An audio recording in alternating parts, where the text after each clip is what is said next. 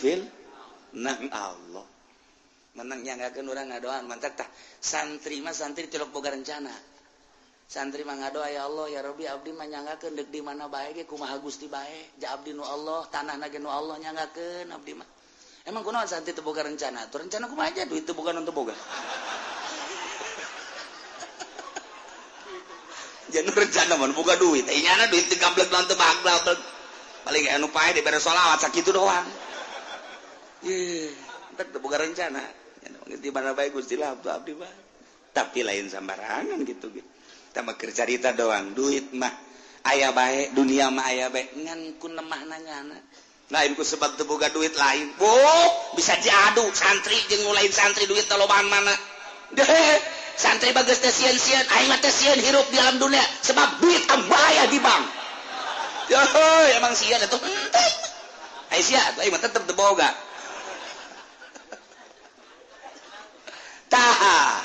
nang saha ieu nu tadina urang kawin lah cek urang teh deuk cicing dipimitohaeun di ditu tapi ternyata diboyong ka urang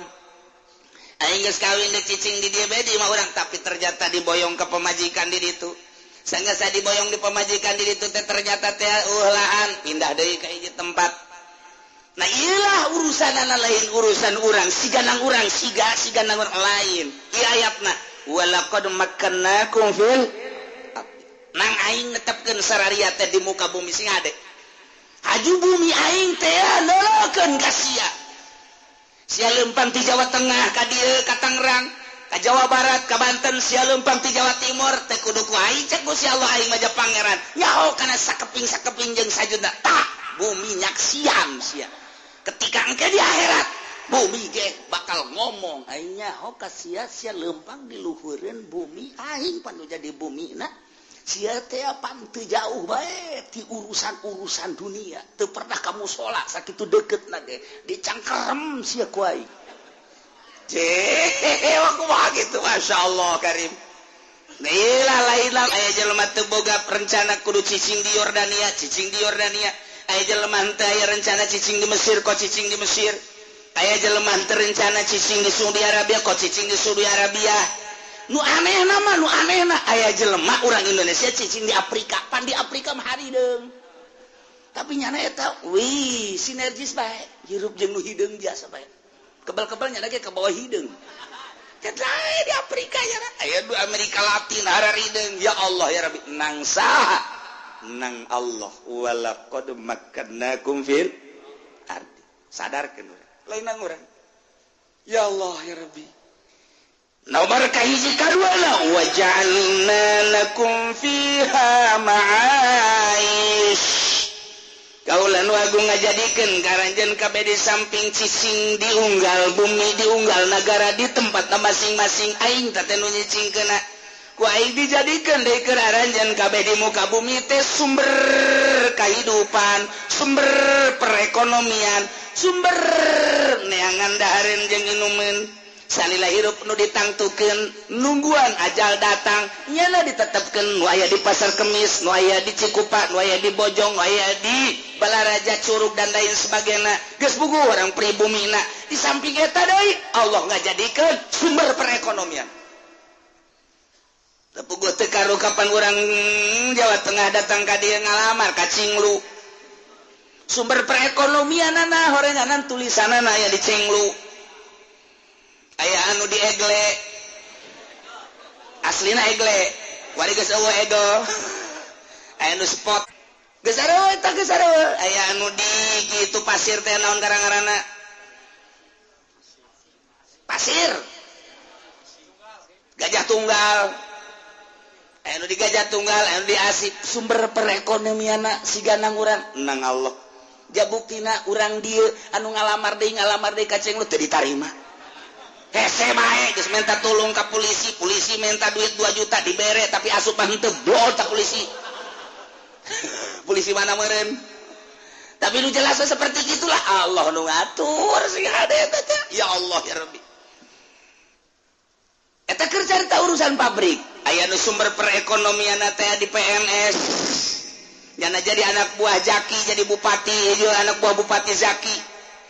aya anu jadi guru sumber perekonomianna teh aya anu dagang toge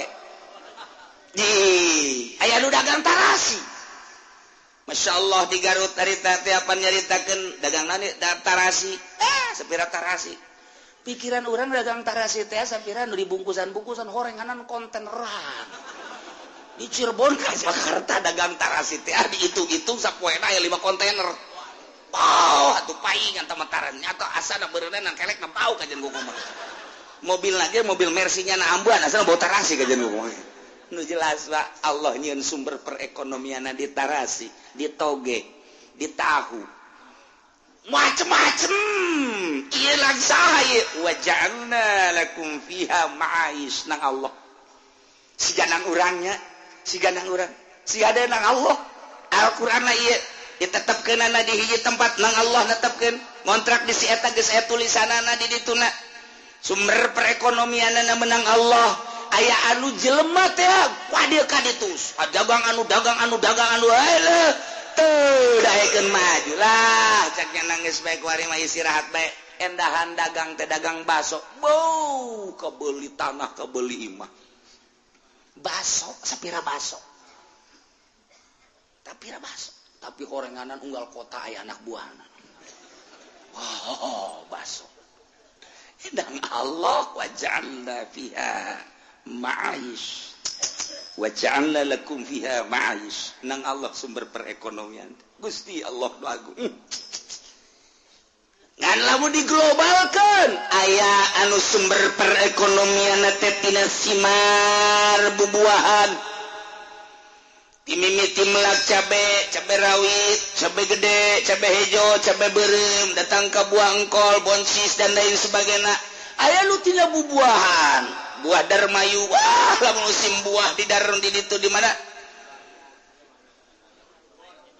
Indramayu eta si buah poharanya haju amis di buah Indramayu mah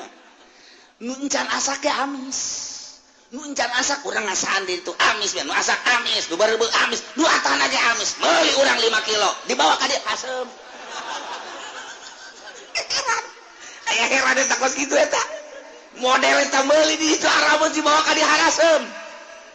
nyaho jak urang nu milihan urang nu niat urang kos kitu bae nagarana tah mah mantap kuduna urang mun meuli 5 kilo dahar di ditu kabeh mengseret geus di ditu ieu sumber perekonomian teh aya nu tina buah aya nu tina samangka dan lain sebagainya ieu menang Gusti Allah wa ja'alna lakum fiha ma'ais ya Allah ya Rabbi urang lamun di Cilongok mah di dieu ti baheulana ge tilok aya palawija paling ge pare jagong dangdeur paling cabe di dieu teh sakitu doang nyebrang ka sepatan ka ditu ya Allah kucai aya tuh kucai aya aju anu eta teh naon ngaranna nu pararenjang teh aya dan lain sebagainya aya urang mun deuleu ka ditu aya kuari mah pagon geus didominasi ku urang Jawa tuh eta teh sumber perekonomian siganang urang nang Allah unik jasa deui eta mah kan tina bubuahan aju tina pabrik dan lain sebagainya aya nu tina ngojek eta sumber perekonomian ngojek ge ngan ieu nu anehna asal waktu salat bae sewa loba aing berger-ger kos itu doang tah cak tukang ojek jai lain waktu sholat pak sewa ya juri apa jelema sih eta nah aju jadan heuleuh wae mah susuna gede ya mantep ya aduh eueuh ceglokan eueuh naon direm abeh ngendut ka dieu eta mah budak masyaallah sambil menyelam minum air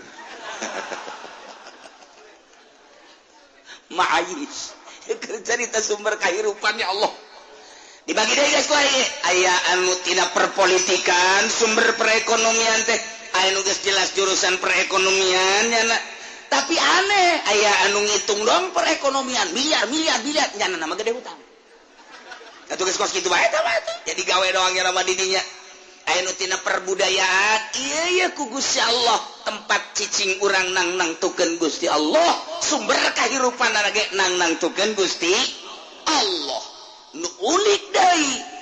jelema ieu sumber kahirupanana tina jual beli alat perang Amerika mah tandus tanahna teu bisa dipelakana naon negara mata kula teu betah ge hari tadi ditu teu bisa gara dangdeur dipelak teu bisa ditu huli dipelak teu bisa jadi itu malah di urang mah pen melak dangdeur cap antepkeun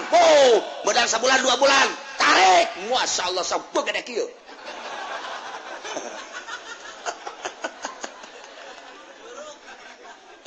jarara di hui jadi hui dangdeur jadi dangdeur di Amerika melak hui cabut jadi nuklir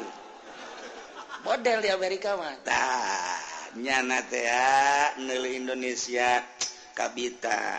namun di dieu jana naik mobil ke Bandung kun jalan gitu pada larang naon ngaranna itu tol ningali di Purwakarta Karawang kali itu beuh tatangkalan naon eueuh